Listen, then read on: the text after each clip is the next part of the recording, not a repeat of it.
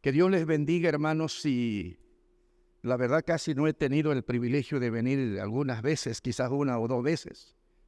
Aquí, una cuando era congregación todavía. Creo que fue la última vez. Pero es una bendición estar aquí. Dios quiso que yo estuviera aquí hoy.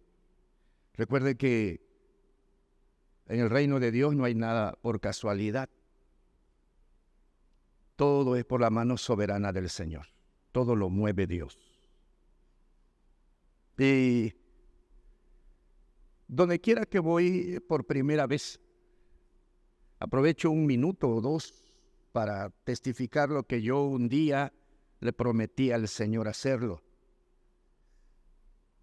Porque muchas veces donde va uno en las iglesias hay hermanos o hermanas, familias que están sufriendo mucho dolor, mucha tristeza. Nosotros hace 4 días estuvimos en una familia de una hermana que con cáncer de cerebro y de pulmón murió. Ayer otra hermana amada que estimamos mucho fue sometida a una operación intensa para sacarle un tumor canceroso del colon. No sabemos hasta ahorita su estado, pero sabíamos que su estado es muy grave. Mi esposa, que la presentaron hace un ratito, se llama Araceli, llevamos 32 años de casado, creo, ¿verdad?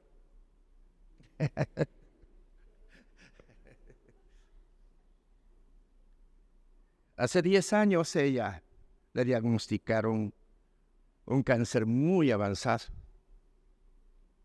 Lo tenía en el estómago muy grande, lo tenía en el hígado también, lo tenía en los intestinos también, y la desahuciaron. Ella debía morir en 6 meses. Su estado era sumamente grave. Yo supliqué, oré al Señor que tuviera misericordia de esta familia pastoral. Mis hijos estaban chiquitos y le dije al Señor que no quería que mis hijos quedaran huerfanitos chiquitos y que le concediera vida a mi esposa para que trabajáramos en la obra del Señor hasta el final cuando ya Él quisiera. Un poquito de tiempo más. Dios le ha regalado 10 años de vida y mi esposa está normal, no está postrada, no está sufriendo nada. Le quitaron una parte del hígado, le quitaron casi todo su estómago. Mi esposa que no tiene estómago, nomás un pedacito. Le quitaron un montón de sus intestinos, le quitaron sus ovarios y le quitaron su vesícula. Y dijeron que esto era solamente un paliativo de 1 año. Dios le ha regalado 10 años de vida y bien. Hace una semana le hicieron todo un rastreo de análisis y de todo tipo de estudios. Y ella salió muy bien. Hermanos, lo que Dios hace, lo hace bien. Lo hace perfecto. Y siempre doy este testimonio porque yo creo que Dios a veces o siempre escucha nuestras oraciones. Y Dios hace lo imposible. La ciencia tiene límites. La medicina también. Y llega el momento que la ciencia dice, esto es imposible. Pero ¿saben una cosa? Para Dios no hay nada imposible. Y siempre contamos esto con humildad, porque a veces en la iglesia donde vamos hay alguien que está sufriendo esta enfermedad, que ya está cansado de luchar, desesperanza, cansancio, dolor, tristeza, miedo y todo. Yo les digo una cosa, Dios vive. Es el médico de los médicos. Y Dios es todopoderoso. Lo que el hombre dice es imposible, Dios lo hace posible. Yo les doy este testimonio, ojalá les sirva a algunos que sufren mucho y que están cansados, ¿verdad?, de esperar en el Señor, no claudiquen. Yo creo en un Dios que hace milagros, porque lo hizo en nosotros. Dios es bueno. Yo le pedí al Señor que muriera yo primero que ella y yo creo que así va a ser. Sería una bendición, ¿no creen? Ya le regaló casi 10 años de vida y ella está mejor que yo.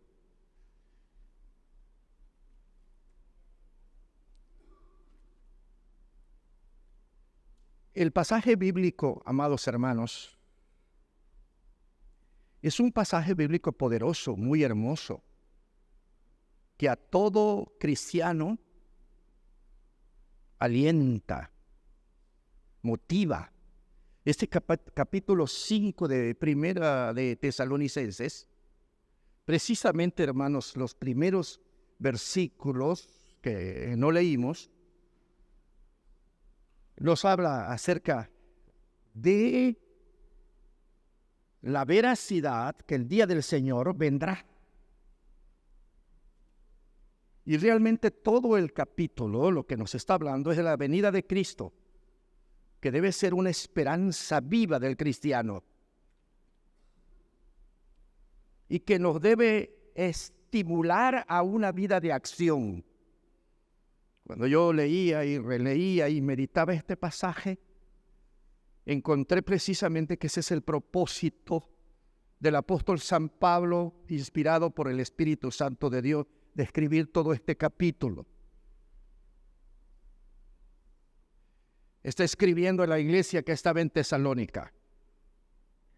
Y Pablo le dice al pueblo de Dios que la venida de Cristo es una esperanza viva y estimulante. No solamente viva, sino estimulante.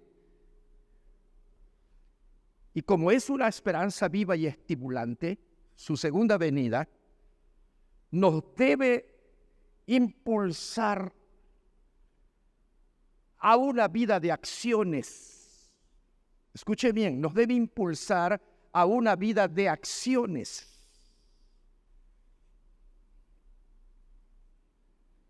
Y entonces Pablo, arriba de del pasaje bíblico, hay unas letras que dice: Pablo exhorta a los hermanos. Esta exhortación no es otra cosa, sino que Pablo nos está hablando, nos está diciendo que nosotros debemos tomar acciones como cristianos, porque el pueblo de Dios debe vivir en una expectativa de la segunda venida de Cristo. Hay algunos que saben que Cristo va a venir, pero como dijera el apóstol Pedro, sí lo saben, pero tienen la venida de Cristo como por tardanza. No solamente los mundanos tienen como por tardanza la venida de Cristo. También muchos cristianos tienen como por tardanza la segunda venida de Cristo. Por eso muchos espiritualmente duermen. Bueno, yo ya llevo también 33 años en el ministerio activo, sirviéndole al Señor. Y en todas las iglesias donde he estado me he encontrado que son pocos los hermanos que viven en una expectativa de la segunda venida de Cristo. Y que muchísimos sí saben que el Señor vendrá, pero piensan que será es muy tarde y por lo tanto no están preparados. Viven como si Cristo nunca fuera de venir, viniera por segunda vez. Y Pablo le está diciendo a la iglesia de Tesalónica que no deben dormir. Los primeros versículos del 1 al 11 le dice: ustedes no deben dormir. Y dormir es aquellos que son indiferentes espiritualmente. Esos son los que están durmiendo espiritualmente. los que son indiferentes en la vida espiritual, en la vida cristiana. Y le dice, ciertamente no sabemos exactamente el día ni la hora que vendrá Jesús, pero no debe tomar a los cristianos por sorpresa, porque no sabemos el día y la hora, pero sí sabemos los tiempos. No sé si me entiende usted. Los tiempos sí lo sabemos, la hora y el día no, pero los tiempos sí. A diferencia de la gente del mundo que no conoce al Señor, la segunda venida de Cristo no debe sorprender a ningún hijo de Dios, a ningún cristiano. Por lo tanto, nosotros debemos estar preparándonos y debemos estar preparados para ese momento. Y en estos versículos 12 al 24 hasta el final, Pablo le está diciendo a la iglesia, le está exhortando cómo debemos vivir. ¿Cuáles son esas acciones que nos está diciendo, acciones de vida que debemos tomar en vista que la segunda venida de Cristo es una realidad y nos debe estimular a esas acciones como hijos de Dios?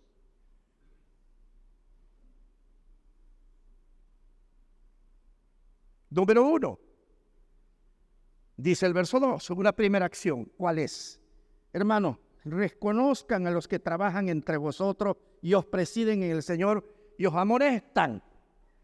Esta es una de las primeras acciones. Los cristianos, los hijos de Dios, dice, debemos reconocer a los que nos presiden, a los que nos trabajan en la obra del Señor y a los que nos amonestan, a los que ejercen gobierno en la iglesia, a los que la iglesia mismo eligió para que fueran sus guías espirituales, sus líderes espirituales, para que ejercieran gobierno sobre nosotros. En el sistema de la iglesia presbiteriana, los miembros de la iglesia están sometidos al cuidado, a la guía y al gobierno espiritual, administrativo, de un consistorio que la misma iglesia elige. Nosotros los pastores estamos sujetos a otra autoridad que se llama presbiterio. Yo también tengo que obedecer. Yo también estoy sometido a una autoridad. Yo también a veces he sido amonestado, reconvenido cuando es necesario por una autoridad que nosotros mismos ponemos. Y por lo tanto todos estamos sometidos a autoridad, son puestas por Dios, no solamente las del mundo, también las de las iglesias, aunque no nos guste. ¿O no? Uno de los principios que encontramos en las Escrituras es estar sometido a nuestras autoridades, son puestas por Dios. Y la Biblia dice, ustedes tienen que reconocerlos a ellos. A los que nos amonestan. Uy, ¿a quién le gusta que lo amoneste? A mí no me gusta. ¿A usted? Pero si nosotros estamos sometidos a la palabra, el día que me llaman y me tienen que amonestar, también mis autoridades, porque estoy sujeto a autoridad también, tengo que ir y con humildad, aunque no me guste, sentarme, escuchar lo que me dicen y tomarlo en cuenta para el bien de nuestro ministerio. No es nada malo. Está establecido por la palabra del Señor. Quizá por eso llevo 33 años en el ministerio. Porque he entendido que yo también estoy sujeto a autoridad y que me tengo que someter. Ese es el principio bíblico y que tengo a ellos que reconocerlos. Yo siempre, cuando hay un pastor que no es presidente, siempre lo llamo por su nombre y lo tuteo. Pero cuando ya lo nombramos y lo elegimos nosotros como presidente, deja de ser Toño y ahora es mi señor presidente. ¿Me entiende usted? Yo le llevo como 30 años a mi presidente hoy. Pero cuando voy a las oficinas, yo no le digo Toño como antes. Le digo, ¿cómo está mi señor presidente? Y en todo me dirijo a él como mi presidente. Porque está ahí, porque Dios lo puso ahí. Y yo no tengo por qué tutearlo, porque está en un lugar donde Dios lo puso. Dios le dio autoridad. Y aunque yo tenga 62 años y 33 en el ministerio, se debe todo mi respeto, todo mi cariño. Y si lo amo, tengo que orar por él. Segundo, no crearle problemas. La mejor manera de demostrar a alguien que reconocemos su autoridad y que lo amamos, no crearle problemas y someternos. Entonces yo pasó de ser Toño para ser mi señor presidente. Y si hay que llamarle por teléfono o me llama por teléfono por alguna situación, yo siempre le contesto, ¿qué pasó, mi señor presidente? Mi esposa tiene una amiga en la escuela, que hoy es la directora de la Normal del Estado. Mi esposa es maestra de la Normal del Estado. Y era su amiga Tila. Pero cuando a ella la nombraron directora de la Normal, le dije a mi esposa, ven para acá. Desde hoy se acabó tu amiga Tila. No le digas Tila. Desde hoy, dile maestra, directora. Está allí y tú le debes tener respeto a ella. Porque Dios dice que nadie tiene autoridad si no es concedido ¿por quién? ¿Por quién, hermano? Por Dios. ¿Acaso no le dijo Pilato a una gran autoridad?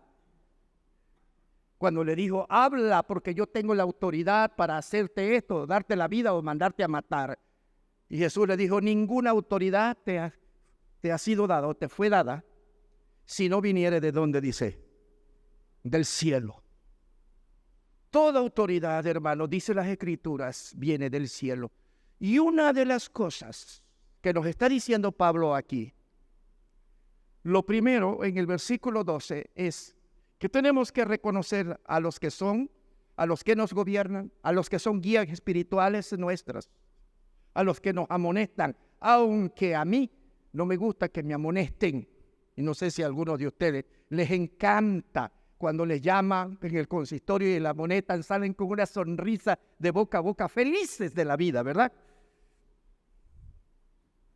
A mí no me ha sucedido así cuando alguna vez en el presbiterio me han tenido que amonestar por alguna situación administrativa. Salgo enojado. No me gusta. Pero cuando ya estoy solo en la presencia de Dios en oración, entonces le digo al Señor que me perdone porque me enojo y segundo que me someto porque ese es lo que manda ¿quién? Su palabra, porque así debe caminar la iglesia del Señor. Amén. Entonces que algunos no van a decir amén, ¿verdad? Pero no importa. Muy bien. ¿Qué otra cosa dice, hermano? Que los tengan en mucha, que dice, estima y amor por causa de su obra. Tened paz entre vosotros. Miren, tengan paz. ¿Cómo van a contribuir mostrándoles su amor a los que nos presiden, a los que nos amonestan? Dicen, tengan paz. En otras palabras, no estén peleando entre ustedes. Ayer, creo que fue ayer, antier, se escuchaba yo al pastor Pedro Torres Méndez que predicaba y me identifiqué con él en su predicación. En una parte, el pastor Pedro ya va para 50 años de pastor. Pedro Torres Méndez. Ya no sé si en un año más lo cumple. Y dice él, a mí no me gustan los problemas. Y cómo oro y deseo en el Señor que cuando vengan las reuniones de consistorio no veamos ni un problema. Y yo dije, Dios mío, después de 50 años, él todavía no le gustan los problemas. Entonces yo tengo 33, entonces, ay Dios mío. Y dice, ha habido reuniones que, decía él, ha habido reuniones que no hay, ay, gracias a Dios, porque esta es una reunión histórica, no hay problema. Pero, dice el secretario, aquí traigo una cartita, dice. Y ahí está el problema. Ahí está el problema. Nos falta una cartita, dice, en las reuniones del consistorio, donde no venga un problema. Y hay problemas grandes, medianos y problemas notes, grandotototes. Y a mí también no me gusta estar arreglando problemas. Por eso me identifiqué con el pastor y cuando terminó a solas lo abracé y le dije, yo pensé que era el único. Tras que después de 50 años no te gusta estar arreglando problemas en el consistorio. Porque estar arreglando problemas es desgastante, buscarte enemigos.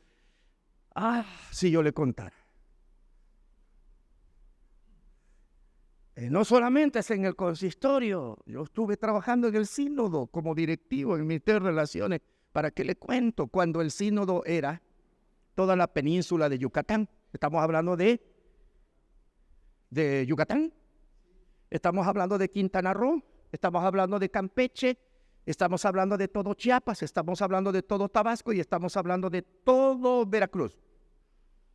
Era el sínodo del Golfo de México.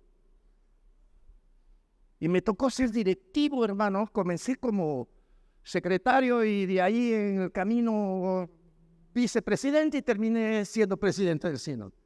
Ay, Dios, que en los tiempos que mandaba fax, ¿te acuerdas?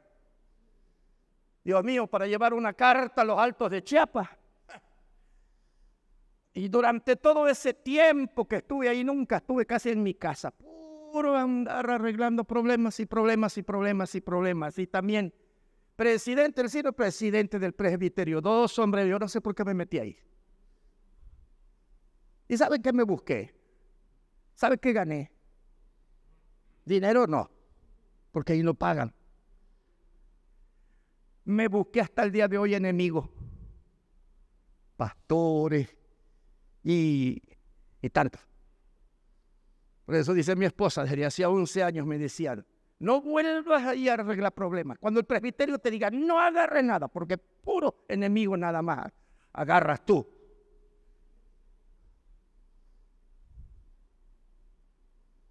La mejor manera, hermanos, de demostrarle a quienes nos están presidiendo es no crearle problemas. Dice aquí, vivan en paz.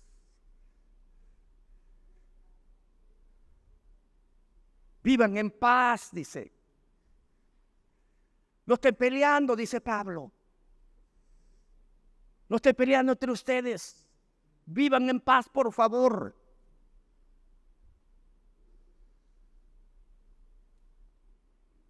Esa es la mejor manera de contribuir y mostrarle nuestro amor y nuestro cariño a quienes nos presiden, a quienes nos gobiernan, porque están allí. De veras, hermano, yo estuve tantos años, como 20 años, 12 estuve, no me acuerdo cuántos, estuve con don Walter. Nosotros nos conocemos bien, caminábamos mucho en otro ministerio y trabajamos bastante. Nosotros los conocemos desde soltero, desde que andaba de novio con Juanita. Él me casó, pues se casó primero él y conmigo estrenó.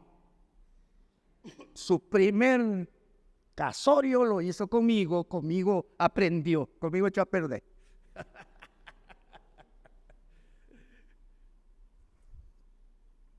¿Y sabe qué ganamos con todo esto? Nada, de verdad, no nos pagan nada por andar resolviendo problemas. No, nada nos dan. A veces ni siquiera, después de 4 o 5 horas, ni siquiera nos regalan un refresco. Más cuando el consistorio está bravísimo y todo, dice, ¿qué te va a regalar refresco? No te regalan nada. Nada ganamos. Solo a veces enemistades. Y estamos horas y horas. Y a veces noche que ni siquiera duerme uno, hazme favor. Usted me decía a mi esposa, bueno, tú cristiano, ¿y por qué no duerme? Pensando en el problema y estoy orando. ¿Y qué te van a pagar? Pues nada. ¿Y por qué lo haces? Por convicción de que nosotros somos llamados porque amamos la obra de Dios. Eso es todo. Y porque Dios nos pedirá que, hermano, cuenta, porque Él nos puso en este lugar. Y no podemos echarnos para atrás. Aquí pase lo que pase. Quiero decirle una cosa, hermano. Cuando yo voy a ordenar ancianos con el consistorio, yo les hago una pregunta. ¿Y saben dónde se están metiendo ustedes? Sí, pastor, ya estudiamos doctrina, ya estudiamos esto. Uno me dijo, hasta en el seminario yo estudié, pastor. Correcto, están perfectos, vas a servir mejor a la obra del Señor. Pero ¿sabe dónde te estás metiendo? Sí, pastor, pues yo creo que no tienes ni idea. Porque los ancianos se deben preparar para hacer la puerta de golpe de la iglesia, junto con el pastor. Y tal vez algunos no me entienden, pero yo vengo del rancho. Mi papá tenía un rancho por allá. Y allá no habían carreteras, habían puertas, caminos reales, donde todo el mundo pasaba. Esas puertas en la mañana, cuando va la gente a su trabajo, la abren con una delicadeza tremenda. Ni suenan las puertas cuando van a trabajar. En la mañana van frescos, pero cuando regresan hasta con el machete la abren. Y la tiran. ¿Se me entiende usted? Por eso esas puertas a veces se hacían del palo del corazón más fuerte. Y el palo donde recibe el golpe, la puerta donde cierra, había que meterlo hasta 2 metros de profundidad y de puro corazón de cocoíte o de tinto. Bien metido, profundo y que no fuera a quebrarse. Porque ese palo iba a recibir todos los trancazos de la puerta. Y no puede quebrar. Y aunque esté de lado, lo habían postes que estaban de lado así. Pero aunque esté de lado, y aunque le den con el machete, y aunque le den como den, ese poste no se puede quebrar y no puede caerse. ¿Me entienden, hermano? Y a veces yo le digo eso a los ancianos. ¿Están preparados? Porque tienen que ser como esa puerta de golpe y ese palo que aunque esté de lado, ni se quiebran ni se caen. Porque eso es lo único que van a recibir. No creo que le van a aplaudir. ¿A dónde vas a creer? De vez en cuando que te celebren el día del anciano, ya la hiciste. Pero tengan cuidado porque adentro puede venir alguna bomba ahí. De alguien que tiene resentimiento en el corazón. Hermanos amados, somos llamados por el Señor para vivir en paz. Yo amo la paz. Si hay algo tan sagrado, tan grande que yo amo profundamente, es la paz. Yo no puedo vivir si no tengo paz en mi corazón. No puedo vivir si no tengo paz con Él. Y dice aquí, tiene que haber amor. Hermanos, si no hay amor, no hay paz. Una vez con el pastor Walter, usted no se ha de acordar, ahorita se va a acordar. No es nada malo, es algo bueno. Estuvimos juntos en una iglesia donde él ya era pastor y yo estaba a punto de ser ordenado. Y fuimos a ver un caso en una congregación. Caso dificilísimo. Y el que tenía el problema era un hombre de lo más soberbio. Además era capitán, no sé qué cosa de allá tenía pistolas, cargaba siempre una 38 ahí, trabajaba en el gobierno. Tránsito, no sé qué era, pero jefe. Se metió en una bronca grandísima y nunca quiso reconocerlo y nos amenazó el aburrido. ¿Te acuerdas, Walter? No te acuerdas, dice. No se acuerda de eso. Nos amenazó y nos dijo que si nos encontraba en el camino nos iba a pasar la patrulla encima, el carro encima. Estábamos sentenciados. Y él siempre cargaba una pistola. Y su esposa nos dijo una vez que era peligroso. Y era diácono. Mamá que olía a mundo que daba miedo. Pasaron los años y después me tocó a mí ser pastor. Y en su tiempo se mete en otro problema, lo acusa a su propia familia y lo ponemos bajo disciplina. Y no va viendo que me demandó el aburrido. Le decía yo a mi esposa, si soy cristiano huyendo del mundo para que yo no esté en esto, y ahora resulta que voy a comparecer ante el fiscal. Y ante el fiscal me gritó de todo, hasta de que me iba a morir. Y me pasó un papel: levánteme la disciplina aquí ante el fiscal, hágame este favor. No, si que hay cada tronco de hermanos en la iglesia. Que ante el fiscal yo le firmara un documento. Y saben, hermano, le cuento esto no porque el hermano lo amo, ya murió. Y en mi corazón se encendió mucho odio contra él. Fíjese bien el pastor. Yo no lo podía perdonar. ¿Por qué me llevó allá? ¿Por qué me acusó? ¿Por qué me gritó? ¿Por qué me humilló? No lo podía yo perdonar. Y le decía yo a mi esposa, pasaron varios años y no lo podía yo perdonar. Y yo tenía miedo a morir. Porque yo dije, si muero, hay alguien que yo no he podido perdonar.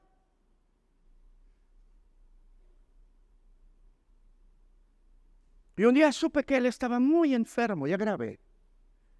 Y le dije a mi esposa, súbanse al carro. Y le dije a mis hijos, súbanse, ¿a dónde vamos? No sé, ¿a dónde vamos? Y se asustaron cuando me estacioné enfrente de la casa de mi archirrecontraenemigo. ¿Y qué vas a hacer ahí?, me dicen mis hijos. Vengo a pedirle perdón a este hermano. Pero si él fue el que te demandó, no me importa, es que yo no puedo morir en paz. Y este es lo que tengo pendiente. Yo amo la paz. En la iglesia debemos estar para vivir en paz, no para estar peleando. Entonces bajé ahí. Toco la puerta y sale la hermana, su esposa. Abre la persianita y me ve ahí. Le dice una hija, el pastor Lázaro. Y bajó así, me dice su esposa, ¿y qué quiere usted, pastor? Vengo a hablar con su esposo, fulano de tal. Se llevó la mano así su esposa y dice, ay, le dice a la hija, porque su esposo estaba en el cuarto. No sabía cómo iba a reaccionar su esposo. Y mi esposa y mis hijos acá atrás, viendo qué iba a pasar. Y abrió la puerta y le dijeron a él, y él salió.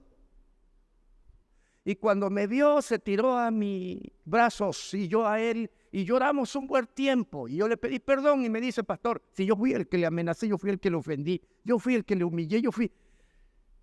¿Por qué? Yo quería hacerlo, pero nunca tuve las fuerzas para hacerlo. Pero yo sí tuve. Yo llevaba años que estaba orando y yo no podía. Yo digo, si yo no puedo morir así. ¿Usted puede morir peleando? Yo no. Yo no. ¿Usted puede morir con amarguras en su corazón? Yo no. Por eso fui allá. Yo no sabía si me iba a correr a palos, si me iba a insultar. Yo no sé qué iba a hacer, pero yo fui. Porque yo no podía morir así. Nosotros debemos vivir en paz en la iglesia. Eso dice la palabra de Dios. Debemos perdonar. No hay cosa, no hay agravio que nosotros, si amamos al Señor, no podamos perdonar. Si eres un cristiano verdadero convertido. Si no lo eres, ahí vas a morir. Con amarguras en el corazón y peleando toda la vida y dándole lata a tus pobres gobernantes. Y usted no sabe, hermano, la inmensa losa que cayó de mí. ¿Qué pasó? Y después le dije al Señor, ahora sí, Señor, recógeme cuando quieras, puedo morir en paz. El pendiente que tenía por años se acabó. Los cristianos debemos vivir en amor y paz, dice la Biblia. Y debemos apoyar todos los miembros a quienes nos gobiernan y nos dirigen para que podamos vivir ¿en qué? En paz, en amor del Señor. Porque debemos prepararnos para la venida del Señor. Y si el Señor no viene antes, debes estar preparado para cuando el infarto llegue. Para cuando aquel accidente te agarre repentino y la muerte te llegue. Debes estar preparado y en paz con el Señor y con todos. La Biblia dice, en lo que esté de ti, procura vivir en ¿qué dice, hermano? En paz. Porque el Señor viene o el Señor nos va a llamar a cuenta en cualquier momento. Nos sorprende la muerte, hermano, y debemos estar preparados. Con nadie peleados, con nadie. Todos en paz, reconciliados, todos contribuyendo, todos a la paz de la iglesia.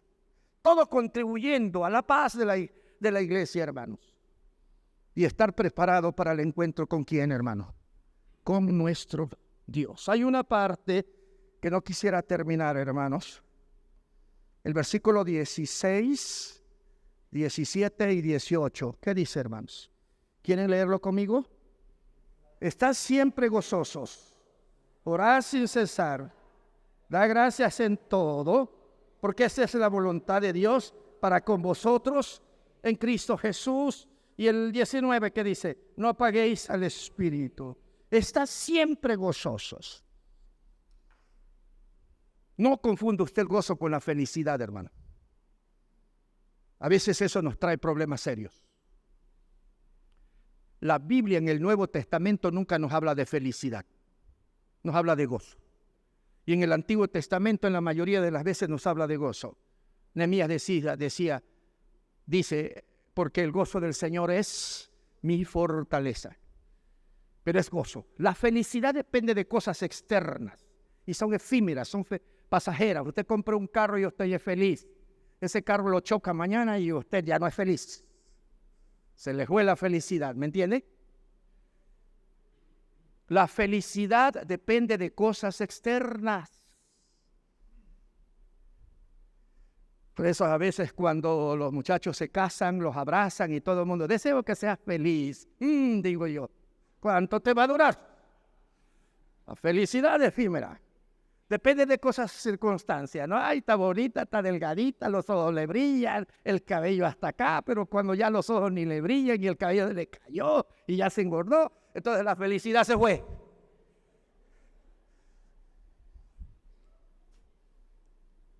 ¿Sí o no?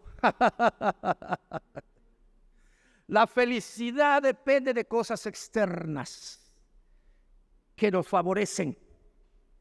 Y el gozo depende del que nos habla la Biblia, son cosas internas que solamente el Señor lo produce en nuestro corazón, a pesar de que las circunstancias sean adversas.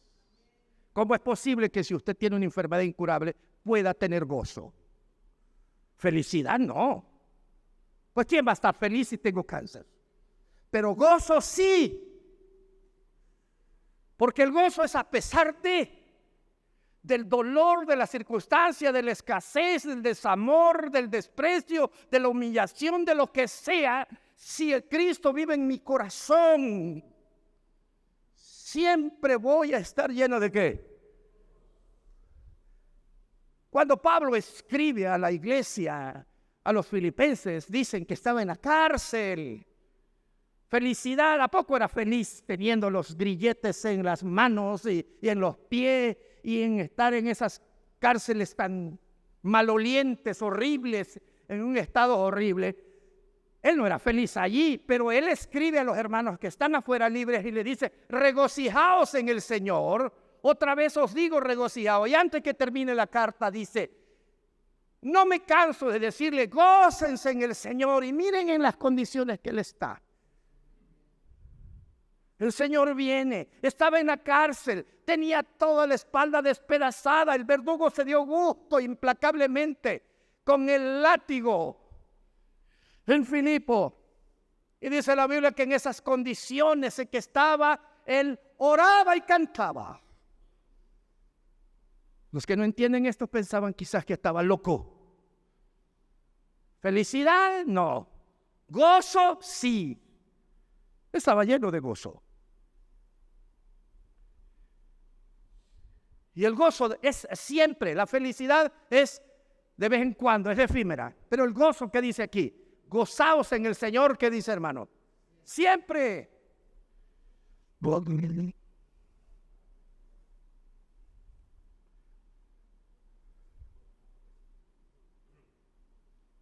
Luego dice, orad sin cesar. Cómo me duele en mi corazón ver que hay muchos hermanos en la iglesia que no oran. Oran nada más aquí. Acá medio cierran los ojitos mientras alguien está orando y ya con eso se conforman, con migajas. Que no leen la Biblia.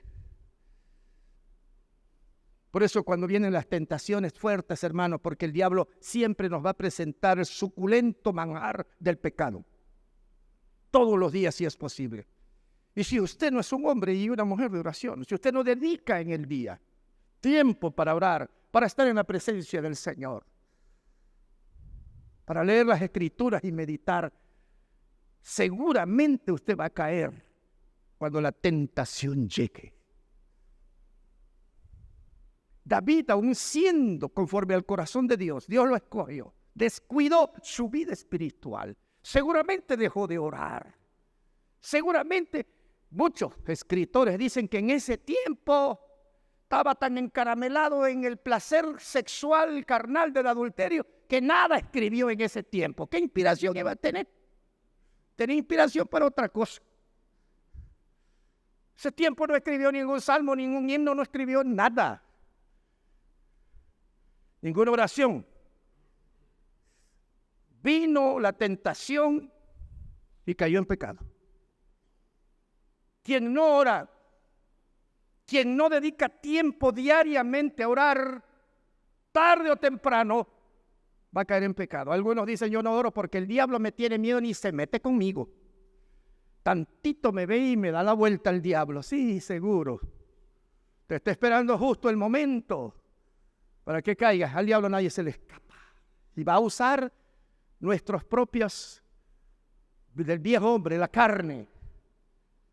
Y tienes que orar, no nada más cuando tienes problemas o cuando quieres adquirir algo. La Biblia dice que tienes que orar sin cesar. Y sin cesar es siempre, siempre, siempre, siempre.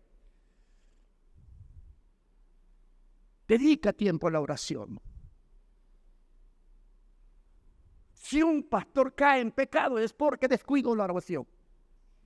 Si David cayó y no va a caer este pobre.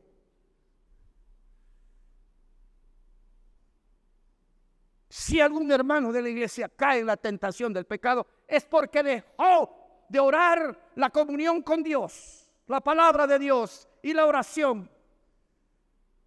Porque dejó de orar. Todo el que deja de orar, hermano, o el que no ora tarde o temprano va a caer. Por eso dice la Biblia, nos da mandamiento para que los que esperamos la venida del Señor, dice, oren sin cesar. Y luego, ¿cómo dice el texto? Lo acabamos de leer. Dad gracias a Dios en todo. Aclaro. No dice por todo. Mi Biblia dice en todo, a menos que usted tenga otra versión. A ver, lea la de usted. Dad gracias a Dios por todo, dice.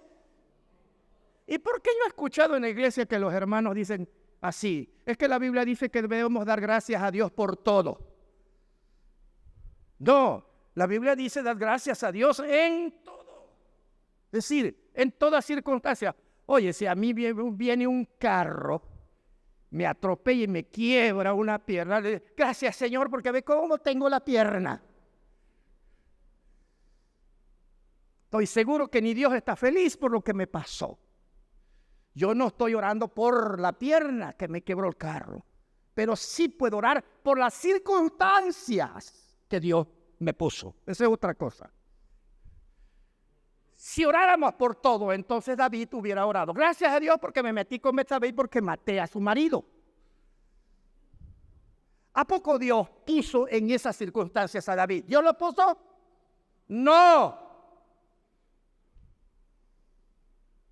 Para nada. Dios no te va a meter en esos enredos. Pero si viene una enfermedad grave en tu vida o alguna otra situación que tú no provocaste, pero Dios lo permitió, Dios te puso en esa circunstancia. Dad gracias en esa circunstancia donde te puso.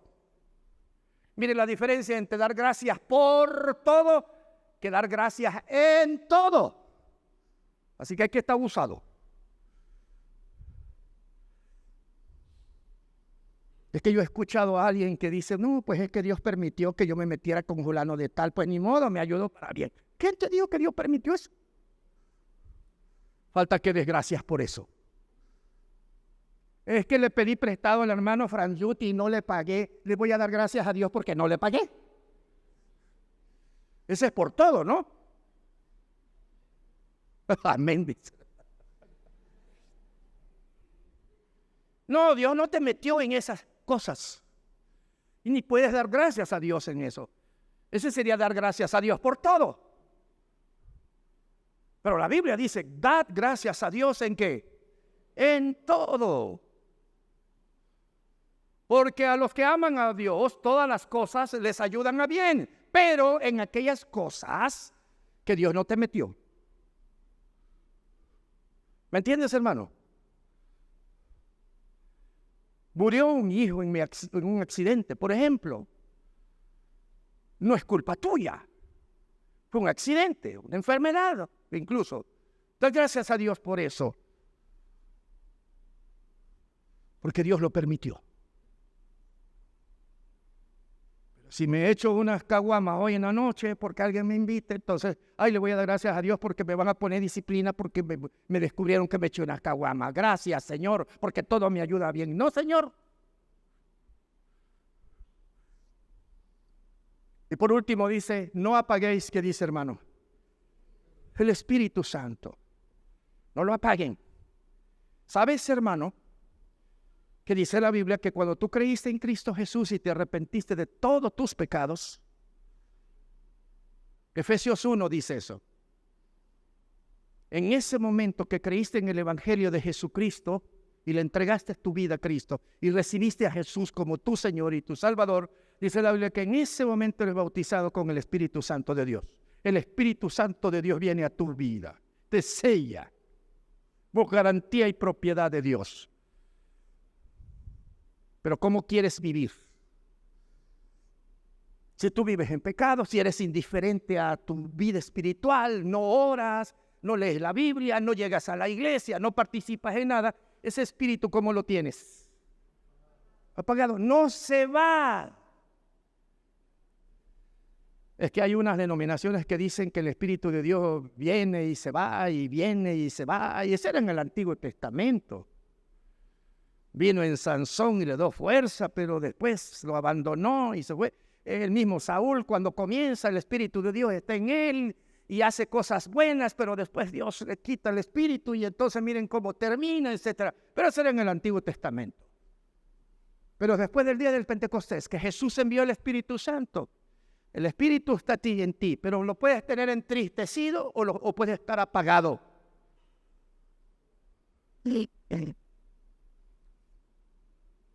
Y cuando tú vives de una manera indiferente a las cosas de Dios, no te involucras en las cosas de Dios, no te interesa ir a la casa de Dios, no te interesa leer la Biblia, no te interesa orar, no te interesa nada de eso. Al contrario, Pablo dice: amonesta a los ociosos, y estaba yo investigando esa palabra, y ocioso no significa aquí, la palabra es hitos que usa Pablo, y no es para los que no hacen nada, no, es para los que hacen mucho pero problemas en la iglesia. ¿Sí me entienden ustedes? Pablo está usando esa palabra, es decir, amonesta a los revoltosos, esos son los ociosos. a los que en las cosas de Dios no están involucrados, pero en las cosas malas, para afectar a la iglesia, ahí está. Pablo dice, llámalos y amonéstalos. Es un término también que se usa para hablar de los militares que pierden el paso. Los que van marchando y de pronto pierden el paso y no van al paso de los demás. Esa es la traducción que se hace a ociosos.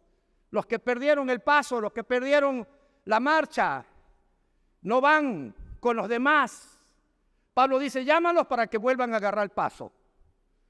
Llámalos para que vuelvan a caminar como la iglesia va caminando. Y quienes no caminan con la iglesia,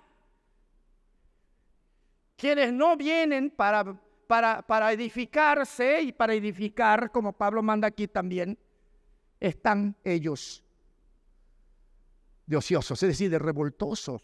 No están para bendición, sino están para crear problemas. ¿Cómo quiere usted vivir, hermano? ¿Cómo quiere usted estar preparado o preparada? Así es la manera que debemos vivir, por si el Señor viene o si el Señor nos llama. Estamos preparados, porque es una realidad de que el Señor va a venir o es una realidad que el Señor, cuando menos lo esperemos,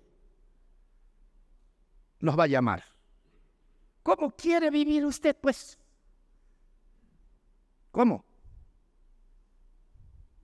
El verdadero cristiano quiere vivir preparado. Bueno, aquí Pablo nos manda acciones para estar listo y preparado para ese momento. Amén, hermanos.